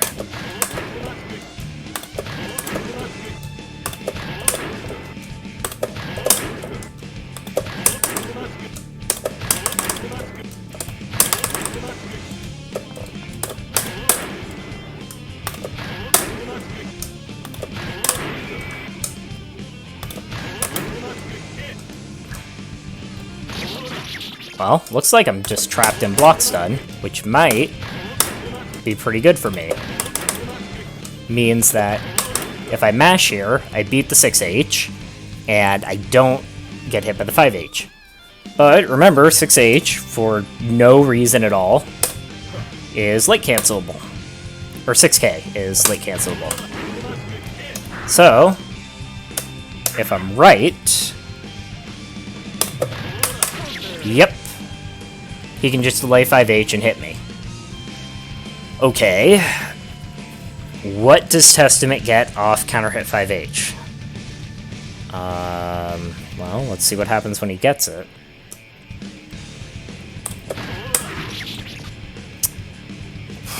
Probably a Badlands, but he has to buffer it. Actually, hold on, what level is 5H?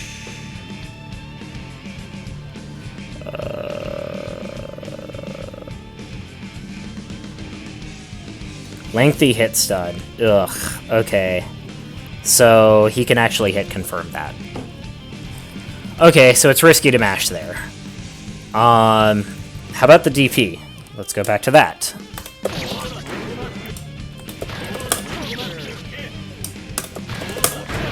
Okay, DP works. So we found two scenarios DP works in. What about if he just lets 6K recover? Can I DP punish it? I want to make sure I did that right.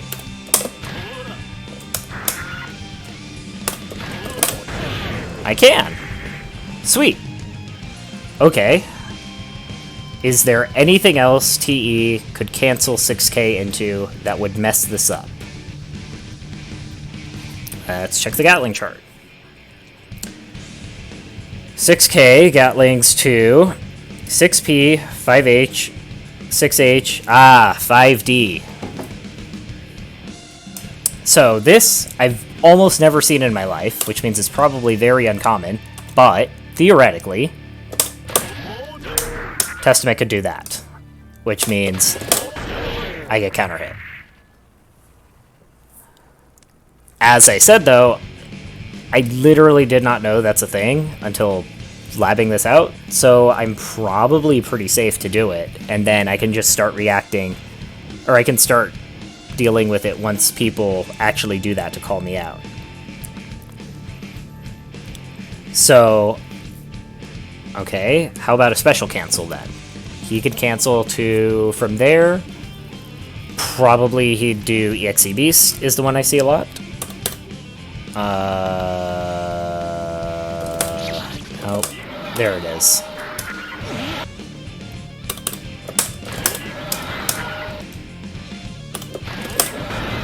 Okay, DP whiffs. How about... Does he get a punish for it? Can I release that faster? Yeah, I can. I have to do the right hold for it.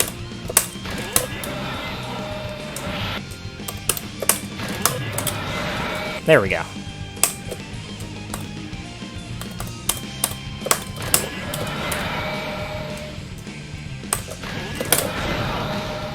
Yes, he will get a punish for it. Okay, well, I found an option that beats 3 out of 4, but it's a high-risk option, because if he does EXE Beast, which is a common follow-up, I'm gonna eat shit and die. So, that specific scenario, my options are, if they keep it gapless, I can IB backdash. If I don't want to guess, I can just buffer IB on the 6H and then fuzzy jump out, which means, or I can IB the 6K and then fuzzy jump, but 6H can catch my up back. I can DP, but if he EXE beasts, I die. I can IB 5K, but if he delays, I die, and if he cancels the EXE beast, my 5K whiffs, but that's fine, because I can react at that point. So I know generally the RPS situation of this now. It's just a matter of it not being very good.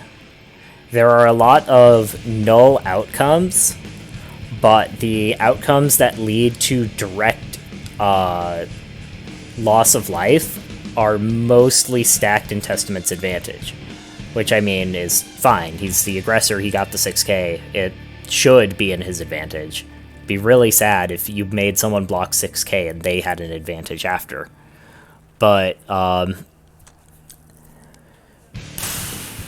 that is a scenario where the more you know the player you're playing against, the better it's going to be, because you're already playing weighted RPS, and if you don't want to guess your way out, you could end up in a mix-up situation. But if you know the player you're playing against, you can reasonably eliminate some options. Like, if the player you're playing against doesn't 6H FRC, getting hit by 6H trying to fuzzy jump out of the 6K, or trying to fuzzy jump after 6K, doesn't really matter as much, because they're going to get a 6H and then not convert it. As long as you don't get counter hit accidentally inputting JK instead of FD or something.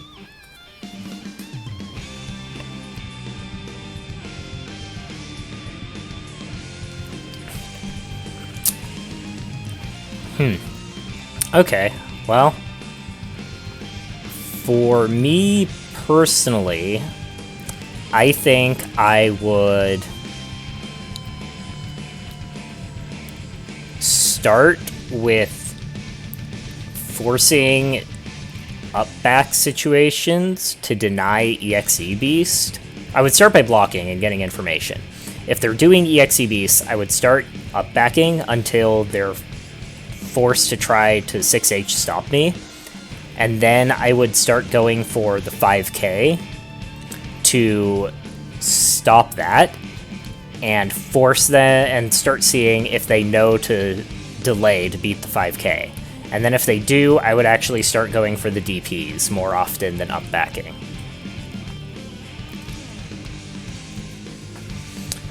But yeah, that's generally, to give an outline of how I would learn a matchup, or learn parts of matchups that I'm not familiar with. Just recreate the situation, try out different options, and then the next time I play this character, think of and focus on that scenario until it's second nature to me. Even if that's going to impact my play, I can just focus on that, and now that I know my answers in it, I can play around with choosing them and figuring it out until I have a pretty good second nature of, I blocked a 6K, I already know what to do. And it's not like you don't see 6K coming, so it's not something you have to immediately react to. You know ahead of time 6K is probably coming, and you're already ready for what you need to do. But yeah, I guess this is the part where I open it up to any miscellaneous Q&A. If anyone has any questions or anything, feel free.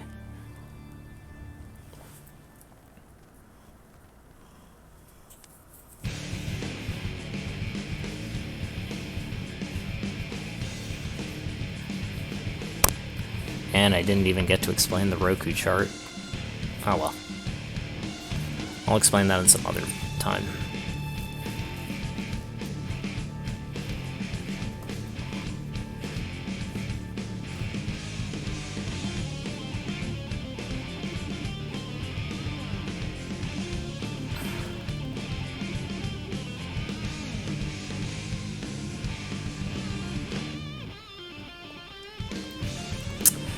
The Roku chart is the chart explaining order soul offense, but really offense in every single fighting game ever made.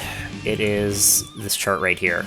Every single person I know of in the Order Soul channel hates this chart, and I keep shoving it down people's throat because it's incredibly useful. I might as well give an incredibly brief overview of it. Let me minimize it. Stick it up here. So the basic idea of the Roku chart is blocking is exactly what it looks like. It's blocking. Stagger is frame traps and delaying your normals. For example, I'm going to set Testament to block real quick.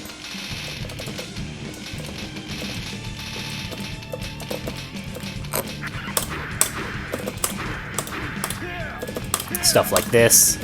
Mashing is mashing on defense, and resets is stuff like rejumps or CC, re-dash, stuff like that. And the basic idea is blocking will beat staggered pressure. If I'm doing this, you just have to block, and you're out eventually. I've just pushed myself out. You did not bite on any of my frame traps, I'm out. Stagger will beat mashing. If Testament decides that he's going to mash like 2P, trying to abare me, then that would counter hit it. That would also score a fat counter hit. That would get me a redash in because he just got counter hit. Mashing beats resets. If I'm doing like this, just kind of abusing the fact that you're blocking, all you have to do to beat that is mash. If I do this and try to rejump on you, you can air throw me, you could close S me, you could 6P me, all kinds of stuff like that, and it will blow up that option. And then resets beat blocking. If you are blocking out a situation, you don't want to deal with the possibility that I might frame trap you or blow you up, abuse plus frames in your face or something. I can hit FRCs, I swear. Am I off by 1 frame? Yeah, whatever. If you're just blocking away, all I need to do is reset you a bunch. You don't want to take any action, I'm just going to re-jump in your face, and I'm going to press JH a bunch. And that is the very basics of the Roku chart. It is a 4-act structure of offense and defense in every single fighting game, and how pressure works. If your opponent blocks, you reset them. If your opponent mashes, you frame trap them. If your opponent is resetting you constantly, mash on their ass. If your opponent is just doing frame traps, there's no reason you have to press buttons. Just wait until he pushes himself out. And that is a lot of Order Soul, is flowing between resetting people for being too passive and throwing them, and punishing people for trying to get out of your offense that seems to never end, because you have a ton of plus frames.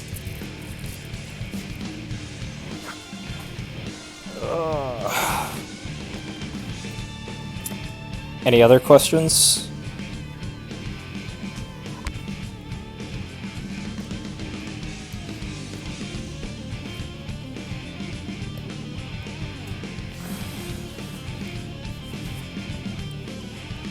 Jumping out of pressure exists.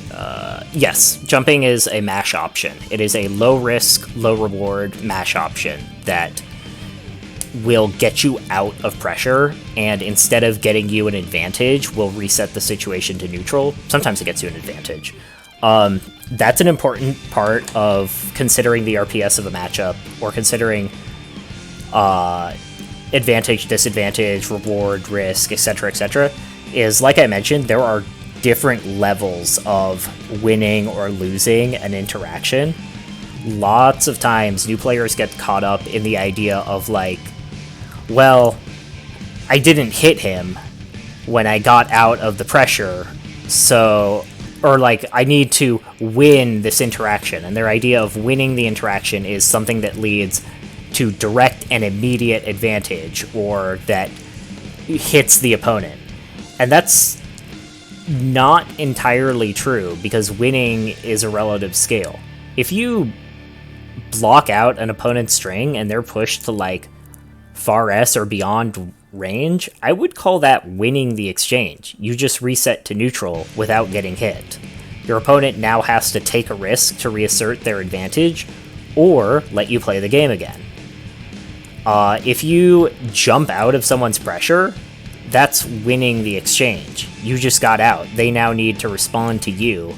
You are in a sort of bad place because you're in the air and you need to either get away or find a way to come back down safely.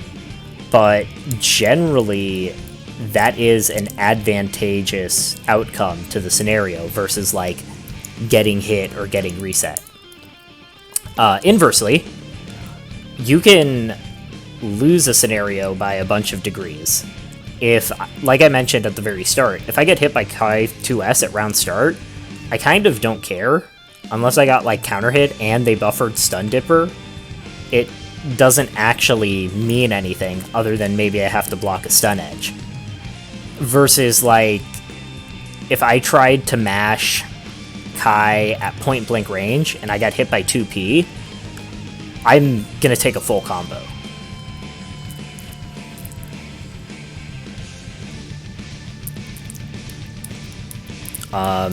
There's also various ways of like winning a exchange. If you do a block string and leave a gap for jumping, but the gap could also have been mashed, and you want your opponent to take the jump so you can put them in a bad position, that's fine. Like, if you still have control of the match after your opponent jumps, it's not terrible that your opponent jumped. That's why a lot of times, what I was talking about with, like, just giving up my turn to see what the opponent does, I'm willing to make that trade because it's more advantageous further down the line versus the immediate rewards.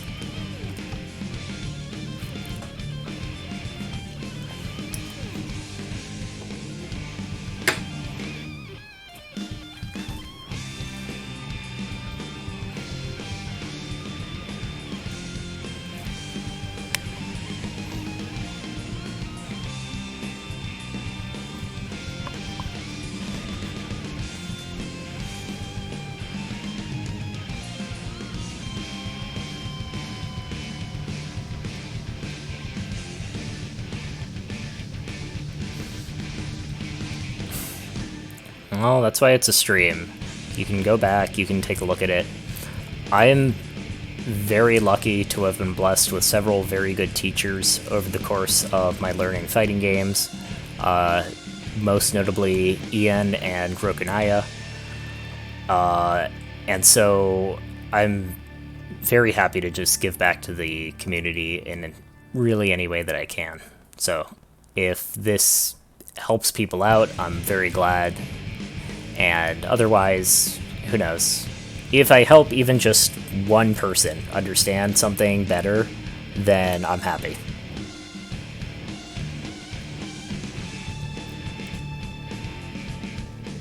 Oh wow, been streaming for 2 hours. Okay, I'm gonna leave like 2 more minutes for questions, and if I don't get any by then, I'll call the stream.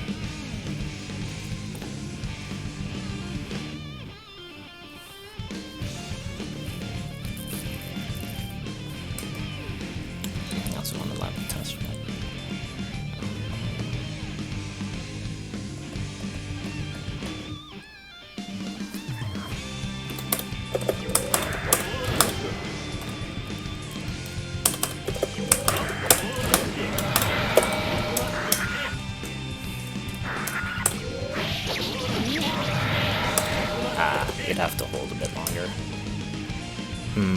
I would have to jump into a replay for that.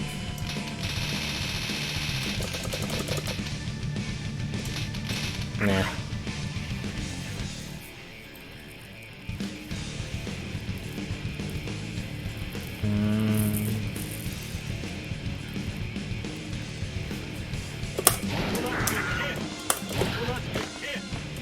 I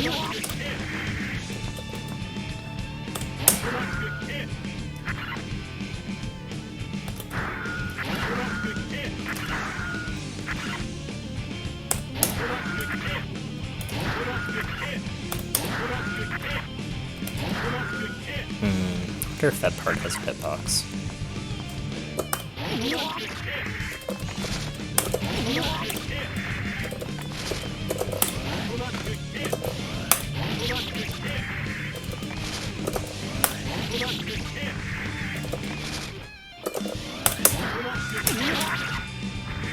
I guess, so it looks like mostly just there.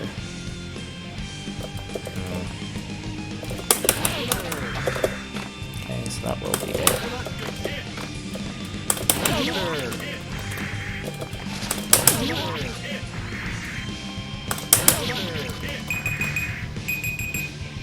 Okay, and that'll be it for the stream. Thank you everyone for coming out. If there's anyone has any other questions, just ping me on the Pulsar Discord. I'm always happy to help. I hope people got some useful info from this. So I will see everyone later.